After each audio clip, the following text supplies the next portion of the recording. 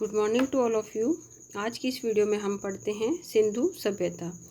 इस टॉपिक के अंदर हम पढ़ेंगे सिंधु का उद्गम, विस्तार, प्रमुख विशेषताएं, पतन एवं निरंतरता। ठीक है, तो देखिए सबसे पहले हम अगर नामकरण की बात करें तो सिंधु सभ्यता को 3 नामों से जाना जाता है। सिंधु सभ्यता, सिंधु घाटी सभ्यता, हड़प्पा और मोहनजोदड़ो सभ्यता। अब हम इसके बारे में बात करते हैं कि शुरुआत कैसे हुई। तो देखिए सबसे पहले जो हड़प्पा के टीले थे उनकी ओर 1826 में चार्ल्स मेसन ने लोगों का ध्यान आकर्षित किया, किंतु उन्होंने खुदवाई नहीं कराई और उसे सिकंदर कालीन बताया। अब ये बहुत इंपॉर्टेंट फैक्ट है कि चार्ल्स मेसन जो थे उन्होंने हड़प्पा को किसके कालीन बताया, तो सिकंदर कालीन।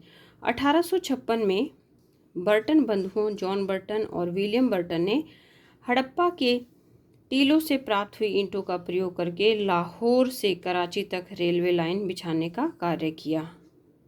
अब देखिए इन्होंने क्या सोचा कि भाई ये कोई टीला है जो कि ईंटों का है और वहाँ से ईंटें निकाल ली।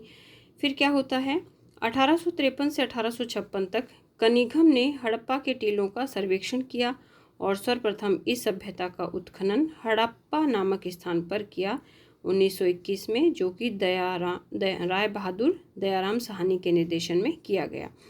तो इसलिए इसका नाम क्या पड़ा है, हड़प्पा। हड़प्पा वर्तमान पाकिस्तान के पंजाब के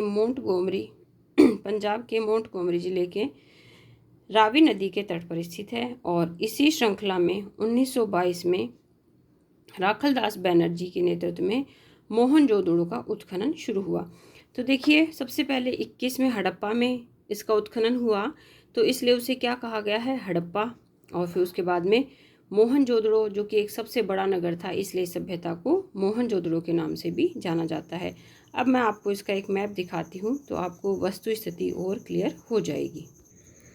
अब देखिए ये हड़प्पा का ही मैप है, तो आप इधर देख सकते हो, ये डाबरकोट है, इधर ऊपर अफ़गानिस्तान, ये पाकिस्तान, ये मेही निंदो और ये मोहनजोदड़ो। इससे ऊपर थोड़ा सा यहाँ पे हड़प्पा है, फिर रोहड़ी, कोट दीजी, लोहमजोदड़ो, चन्हूदड़ो, अमरी, थारो, कराची, बालाकोट, कोह और सुत कांगेंडोर, ये सब हमारे सिंधु घाटी सभ्यता के स्थल हैं। अब ये देखिए नदियाँ हैं, सिंधु है, इधर झेलम, चेनाब, रावी और सतलुज। ये यहाँ पे जो है थोड़ा सा रोपड़ से ऊपर, यहाँ जम्मू कश्मीर में ये आधा मैप है, तो वहाँ पे मांडा है, ये रोपड़, भगवानपुरा, बनवाली, कालीबंगा, संधानवाला, ये फिर थार का मरुस्थल है, ये आलमगीरपुर है।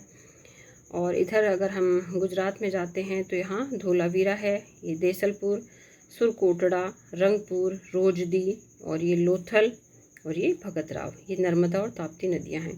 तो इसमें पूरा मैप नहीं है, अगली वीडियो में मैं पूरा मैप और आपको बताऊंगी कि किस तरह से सिंधु घाटी सभ्यता का जो है विस्तार है। तो अब आपको समझ में आ गया होगा।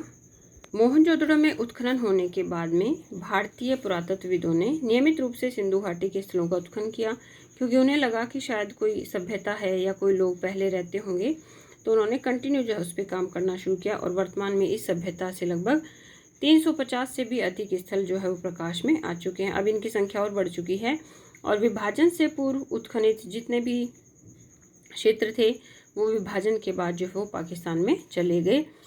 केवल 2 स्थल सतलुज नदी पर कोटला, निहंखा और पंजाब तथा मादर नदी पर रंगपुर, काठियावाड़, गुजरात, ये 2 क्षेत्र ही जो है वो भारत में शेष रह गए थे। अब तो और खुदाई हो गई है और स्थल जो है वो निकल आए हैं। अब देखिए थी सभ्यता का काल निर्धारण, तो अलग अलग विद्वानों ने इसके अलग अलग मत दिए हैं। तो सबसे पहले हम देखते हैं रेडियो कार्बन के अनुसार। तो रेडियो कार्बन जिसको बोलते हैं C14 के आधार पर डीपी अग्रवाल और रोमिला थापड़ ने इस सभ्यता का जो काल बताया है वो बताया है 2300 से 1750 और यही काल जो है वो सर्वाधिक मान्य बताया गया है। मार्शल ने जो है इसका काल बताया है 3250 से और 2700 ईसा पूर्व और अर्नेस्ट मैके ने बताया है 2800 ईसा पूर्व से 2500 ईसा पूर्व और माधव स्वरूप वत्स के अनुसार इसका टाइम जो है 3500 ईसा पूर्व से 2700 ईसा पूर्व माना गया। तो जो सबसे इम्पॉर्टेंट टाइम पीरियड है अकॉर्डिंग टू कार्बन डेटिंग वो हमारा 2300 ईसा पूर्व से 2750 ईसा पूर्व जो है माना गया है। तो आज की वीडियो में इतना ही, बाकी कल पढ़ेंगे। मेरी वीडियो के लिए आप सभी का धन्यवाद।